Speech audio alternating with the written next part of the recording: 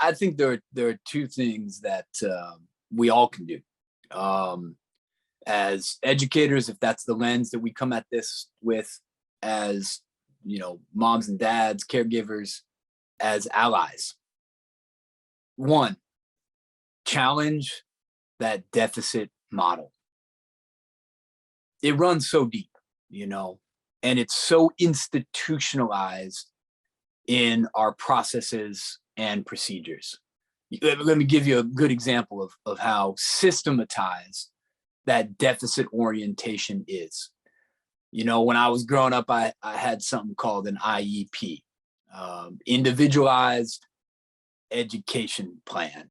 The research is clear, whether it be an IEP, whether it be a 504 plan, whether it be a psych eval, whether it be a response to intervention plan, and everything in between. For every one strength that's mentioned, there's upwards of 25 weaknesses.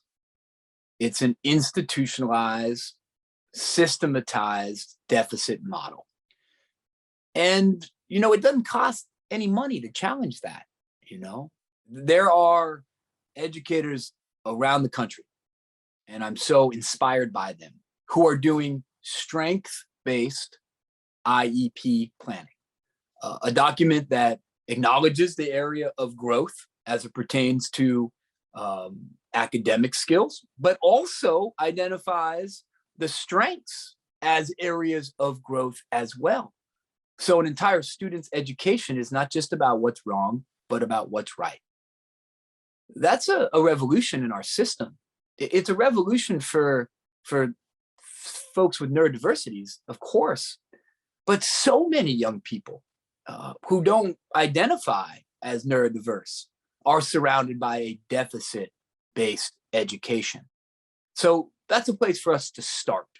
Second thing I would say is we got to move away from a make the square peg fit the round hole remediation model, which is all about not just identifying the deficits, but remediating the deficits, to an accommodation model. Look, I didn't learn to read until I was 12. I spell at a third grade level. I got the attention span of a gnat. I went to Brown University, where I got a 4.0 studying English literature. Did I fix what was wrong with me? I accommodated my challenges and scaled my strengths. Accommodation should be the foundational principle that we design learning and working environments around. But ultimately, what we should be doing is we should be moving away from accommodations for some people, because when we only give the books in a digital format or the time extensions to quote unquote those kids, it stigmatizes those kids. We should move away from accommodations for some to an accommodations for all approach by embracing universal design of instruction. Because the reality is, the only normal learner is a learner you don't know that well. The moment you get to know any learner, everyone's on a continuum of difference, whether they're diagnosed or not.